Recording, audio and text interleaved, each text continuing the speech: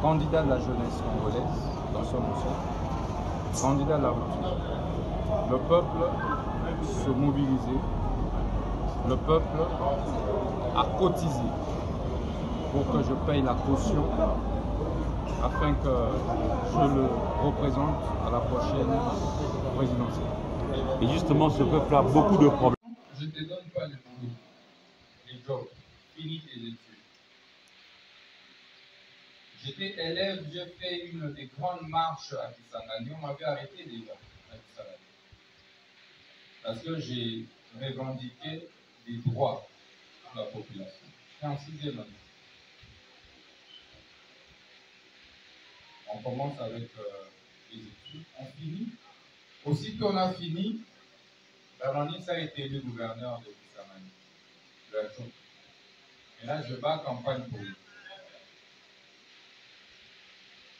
Et il va immédiatement me prendre comme son conseiller.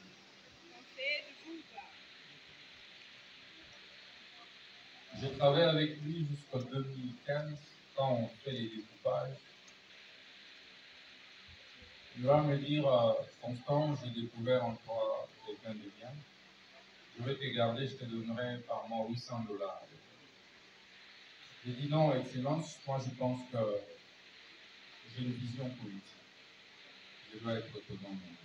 Vous m'avez formé, merci. Alors, je renonce à l'emploi que vous voulez me donner dans ces entreprises privées. Je vais me relancer dans le vide. Et je me mets maintenant à écrire des livres. Je dis, bon, je vais vivre des mes ouvrages. J'ai écrit beaucoup de livres. Moi-même, j'allais déposer ça dans les bibliothèques. On me payait mon argent et je savais comment nourrir les 2 bouts. C'est pendant Bamanisa que je paye mon chèque.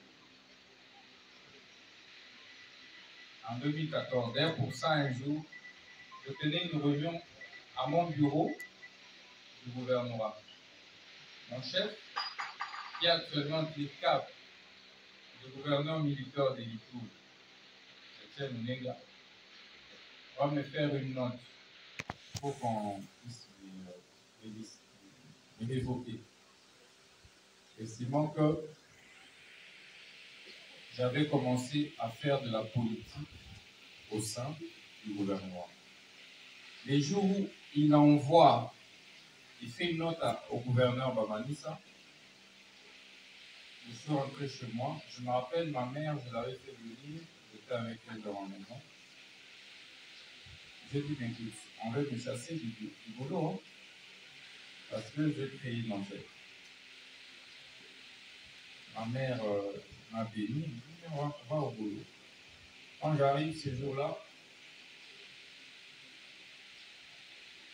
Bamanisa va prendre le projet de lettre de ma révocation, il va déchirer ça.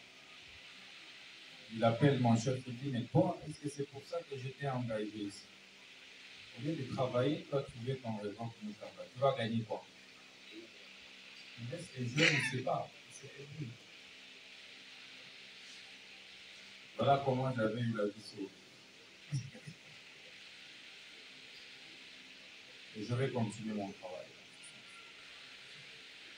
Au-delà de ça, un jour, je suis à l'hôpital, hospitalisé, je vois un rêve. Où je prophétise moi-même que je sais président de la RDC. Je fais en première licence 3.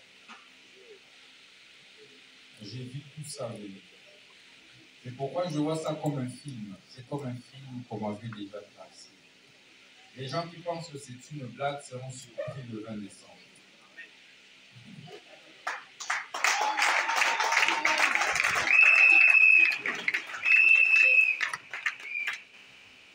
On finit et puis on se lance dans la production. En décembre 2016, je lance l'opération sifflée comme de la blague. Je dis, fini les deuxièmes mandats de Kabila, il ne peut plus se représenter. J'étais l'un de ses farouches opposants. Je fais monter nos GEC à l'époque parce que je C'est moi qui finançais, c'est moi qui ai créé Filimbi en 2012. J'avais des amis, je les ai appelés, je dis, je veux une révolution par le sifflet. Parce que j'avais beaucoup lu Gandhi. Je dis, je veux une révolution au pays. Le pays est pris en otage par certaines familles. Moi, je les ai fait compter au nombre de 1000. Je dis, il y a 1000 familles qui prennent en otage ce pays. Il faut les chasser. Je dis, je rêve qu'un jour, tout le monde puisse siffler. Et c'est ça les débuts de la révolution. Ceux qui ont étudié avec moi à l'UPC savent, à chaque fois, j'ai lancé « À quand la révolution ?» C'était ça mon titre. « À quand la révolution ?» Et c'est là où j'irai chez les Cubains. Un jour, je dis, je dois être formé comme un révolutionnaire cubain. Je vais aller voir l'ambassadeur de Cuba. J'ai demandé l'adresse. C'est Zachary Baraba, celui qui m'avait donné l'adresse, je me rappelle. Je suis allé voir l'ambassadeur. Je dis, je vais avoir une formation militaire d'1 année à Cuba. Et il va me faire bénéficier d'une grande formation révolutionnaire. On faisait ça à Tchang. Parce que ce qui fait que, quand j'ai fini mes études, j'ai fait l'armée. J'ai fait au moins 1 année dans l'armée. Parce que ma vision était, en fait, de faire un coup d'État. Je me disais, ces gens ici, par la voie civile, ça ne sera pas possible. J'entre dans l'armée, je fais l'académie militaire. Dès qu'on va me donner une région, alors je m'autoproclame président de la République.